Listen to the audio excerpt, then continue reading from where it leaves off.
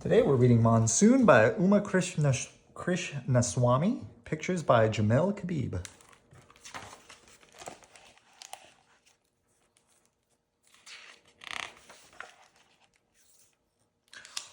All summer we have worn the scent of dust. Gravely, grainy, gritty dust, blowing on the wind and sprinkling through our clothes and hair. At breakfast, Papa says, when the monsoon rains arrive, they'll wash this dust away. Going to the market, I cross the road with Mummy. We need tomatoes, she says, and maybe some beans. We pass the old tea stall. It clatters with the clink of cups, hums and thrums with wandering and worrying. Will monsoon rains come soon? The radio crackles with news of rain showers by the sea, but the seashores is far from us. Mummy sighs. She watches the sky and she has questions. How much will it rain? How fast? How hard? She worries.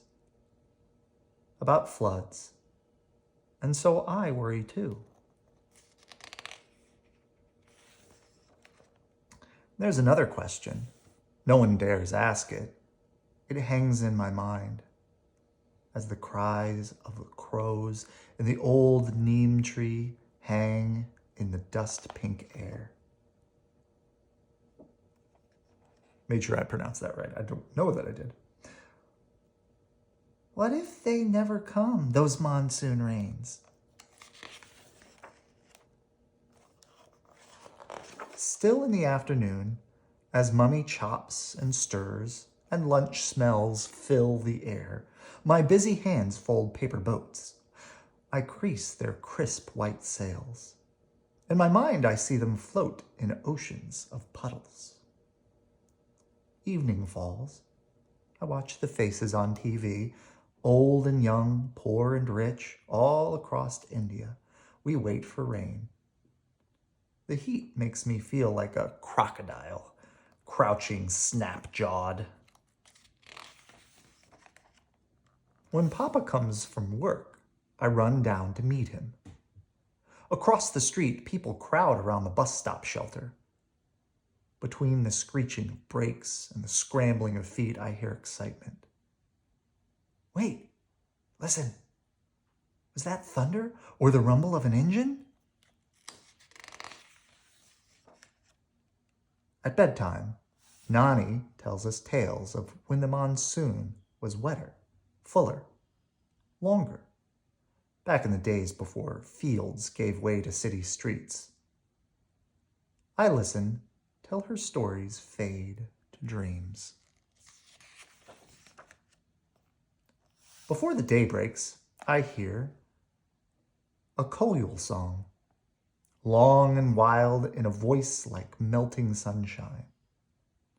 From far away, a peacock wails. I answer him out loud and startle everyone awake. Hot Loo winds tear through the city. They rip the paper billboards and shred the smiles of movie stars. I complain, but Papa smiles and says, we need this hot, dry wind to ripen those sweet mangoes. Waves of heat dance upon rocks and shimmer over rooftops. But by the afternoon, long gray clouds begin to trail across the sky. Nani says, you'll see. When those partridge feather clouds arrive, the monsoon rains will follow. Can we go play? I ask. She looks up the sky. Don't take too long. In the hopscotch square we've chalked in the alley, my brother and I jump and hop and whirl in to the sound of temple bells, clanging, clanging. 3 forward and 3 back and no stops in between will make it rain, my brother says. Well, that's silly, I tell him, but I try it anyway. In the street, a taxi driver honks an angry horn. But the old cow is tired and will not move. Wheels inch around her, and we laugh. The driver frowns and wags his head at us and tears off in a cloud of dust. As we head home, the sky is filled with full, fat clouds. The wispy feathers, trails are gone. And from far away, thunder pounds a giant heartbeat. We know it won't be long. The wind ruffles the leaves on the old neem tree. The newspaper man swishes plastic bags over the day's headlines, and suddenly it is still. A stillness filled with the scent of ripe mangoes, with promises of dampness in the air. Then, oh, the rain, the perfect rain. The stretching, sweeping sheets of rain storms down. Umbrellas turn into walking forests.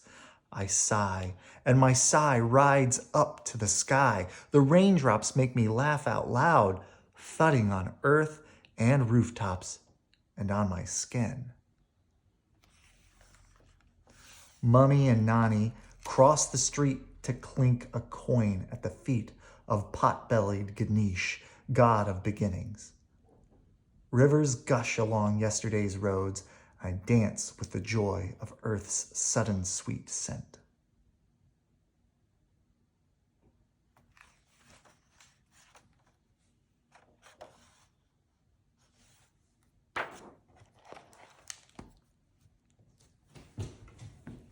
Good night. I love you.